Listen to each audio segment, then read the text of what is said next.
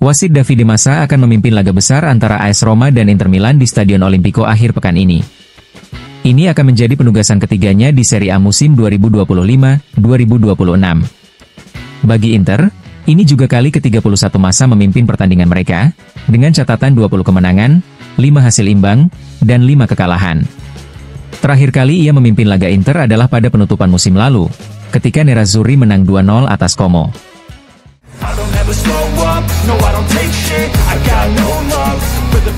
Jelang duel panas di Stadion Olimpico, Roma dan Inter kembali dipertemukan dalam laga yang syarat sejarah.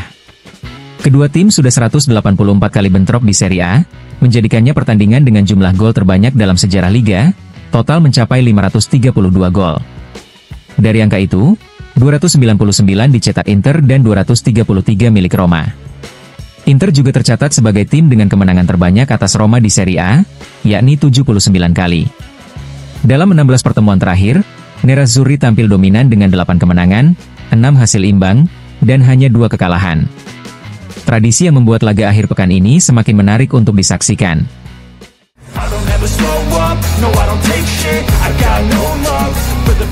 Inter berpeluang mencetak sejarah saat menghadapi Roma di Stadion Olimpico akhir pekan ini. Menurut data Opta, Nerazzurri sudah mengoleksi 299 gol ke gawang Roma di ajang Serie A. 1 gol lagi akan membuat Inter menjadi tim pertama yang mencapai 300 gol melawan satu lawan yang sama di liga tertinggi Italia. Selain itu, Olimpico juga menjadi tempat yang bersahabat bagi Inter dalam beberapa tahun terakhir.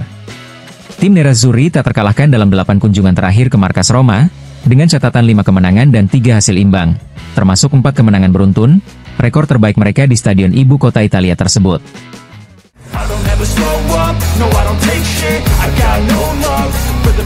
CS Football Observatory bersama Impact merilis analisis terbaru soal performa pemain dunia dalam 6 bulan terakhir, berdasarkan indeks penilaian hingga 100 poin di 8 aspek permainan.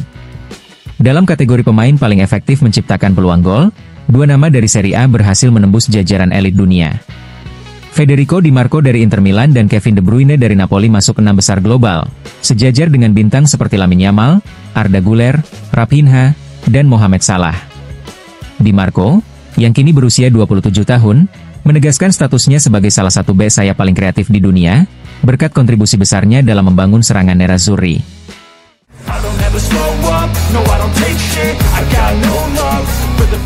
Jelang big match di Stadion Olimpico melawan Roma, pelatih Inter, Christian Cifu, masih dibuat pusing dengan kondisi lini depan timnya.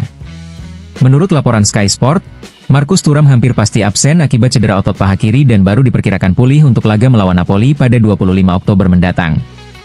Sementara itu, Lautaro Martinez siap kembali memimpin serangan Nerazzurri setelah tampil tajam bersama Argentina.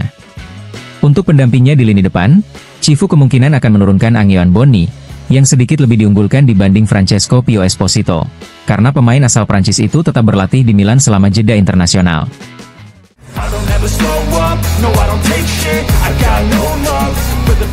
Lini serang Inter di bawah asuhan Christian Cifu benar-benar luar biasa. Dengan torehan 22 gol dalam 8 pertandingan pertama musim ini, Inter menyamai rekor ofensif legendaris era Gigi Simoni di musim 1997-1998. Di level Eropa, hanya Bayern Munchen dan Eintracht Frankfurt yang memiliki rata-rata gol lebih tinggi, yakni 2,8 gol per laga. Hebatnya lagi, Inter juga menjadi tim paling mematikan di Serie A lewat bola mati, mencetak 5 gol lewat sundulan dan 4 gol dari skema tendangan sudut.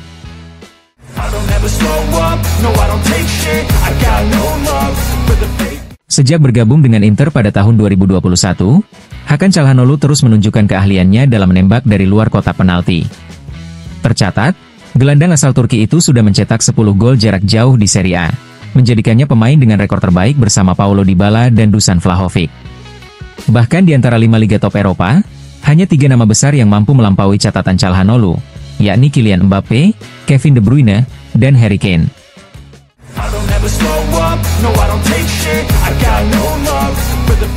Kontribusi Federico Di Marco untuk serangan Inter musim ini benar-benar menonjol. Bek kiri andalan Nerazzurri ini tercatat sebagai pemain yang menciptakan peluang terbanyak di Serie A, yakni 22 peluang, 11 diantaranya berpotensi menjadi gol. Selain itu, dengan 2 gol dan 3 assist, Di Marco juga menjadi bek paling produktif di kompetisi musim ini.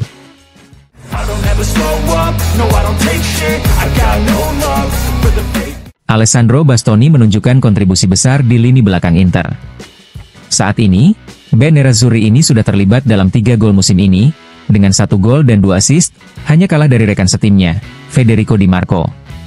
Lebih luas lagi, Di Marco menjadi bek yang paling sering terlibat dalam gol dalam 5 musim terakhir Serie A, dengan total 38 kontribusi gol.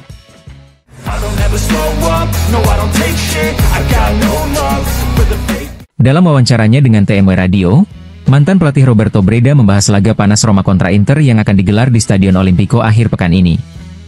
Ia menyebut pertandingan ini bisa menjadi ujian penting bagi Christian Cifu dan timnya dalam perburuan Scudetto. Menurut Breda, Inter saat ini memiliki skuad yang lebih dalam dan banyak pilihan rotasi, namun tetap perlu waspada terhadap gaya bermain Roma yang mengandalkan serangan cepat. Ia menilai Cifu terus menekankan permainan agresif dan pressing tinggi, meski hal itu bisa berisiko di lini belakang. Breda menutup dengan mengatakan, duel ini akan menjadi ujian besar bagi kedua tim dalam mengukur tingkat kematangan dan keyakinan mereka di puncak klasemen.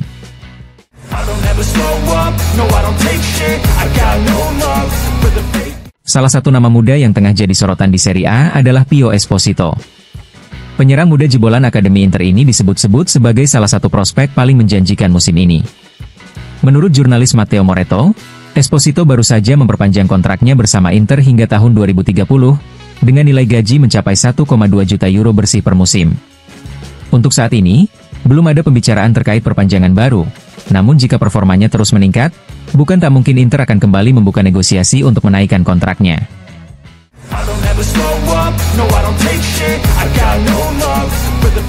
Jelang laga seru Roma kontra Inter, presenter sekaligus komedian terkenal asal Roma, Paolo Bonolis, mengungkapkan pandangannya tentang duel spesial ini. Meski lahir di Roma, Bonolis dikenal sebagai Interista sejati. Ia menyebut laga ini bukan sebagai derby, melainkan pertemuan hangat dengan para sahabat, meski tentu lebih senang jika Inter yang menang.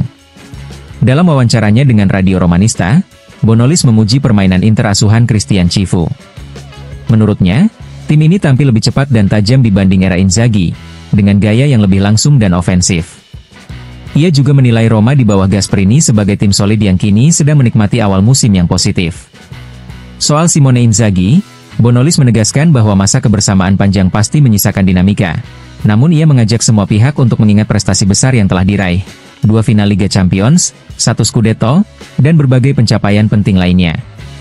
Bonolis juga memuji penyerang muda Pio Esposito yang disebutnya punya potensi besar. Namun perlu waktu untuk belajar mengelola kesuksesan seperti banyak pemain muda lainnya. Menutup wawancara, Bonolis mengaku berencana hadir langsung di Stadio Olimpico untuk menyaksikan laga tersebut, sambil berharap pertandingan berjalan seru dan menghibur.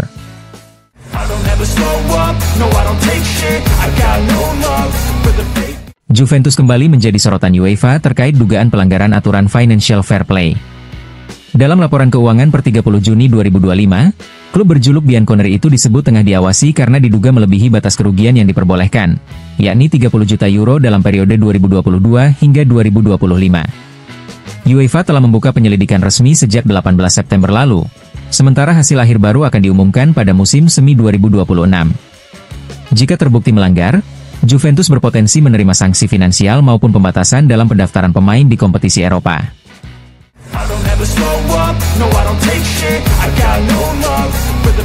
Kabar kurang baik datang dari markas AC Milan. Hasil pemeriksaan medis mengonfirmasi bahwa Adrien Rabiot mengalami cedera otot soleus di betis kirinya saat membela timnas Prancis. Gelandang asal Prancis itu kini harus menepi setidaknya selama 1 bulan. Kondisi ini membuat Rabiot berpotensi absen dalam laga derby panas melawan Inter pada 23 November mendatang. Situasi semakin sulit bagi Milan, yang sebelumnya juga kehilangan Christian Pulisic karena cedera.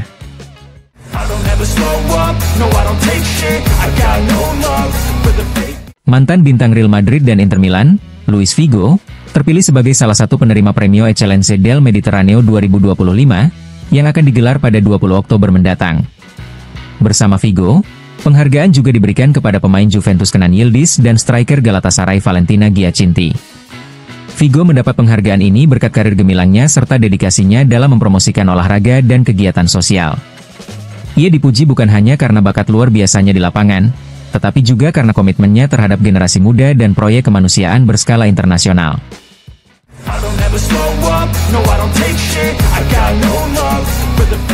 Dalam acara Overtime Festival di Macerata, mantan bek Inter Milan, Lele Adani, berbicara tentang berbagai isu sepak bola Italia, termasuk proyek menarik yang sedang dijalankan Fabregas di Como. Adani mengungkap bahwa sebelum menunjuk Christian Chivu, Inter sempat menargetkan Fabregas sebagai pelatih utama. Namun, pelatih asal Spanyol itu menolak tawaran tersebut demi melanjutkan proyek jangka panjangnya bersama Como, sebuah keputusan yang Adani sebut sebagai bukti visi dan konsistensi dalam membangun tim secara sehat dan terarah. Adani memuji Fabregas sebagai sosok visioner yang akan menjadi salah satu pelatih paling berpengaruh di Eropa dalam 10 tahun ke depan. Berbicara tentang Inter saat ini, Adani menegaskan bahwa di bawah arahan Piero Ausilio, klub berjalan dengan arah yang jelas dan selalu fokus pada pengembangan tim secara teknis. Ia juga menekankan bahwa cara kerja Ausilio di bursa transfer sangat profesional dan konsisten dalam memperkuat skuad, jauh dari kepentingan politik yang sering mewarnai dunia sepak bola Italia.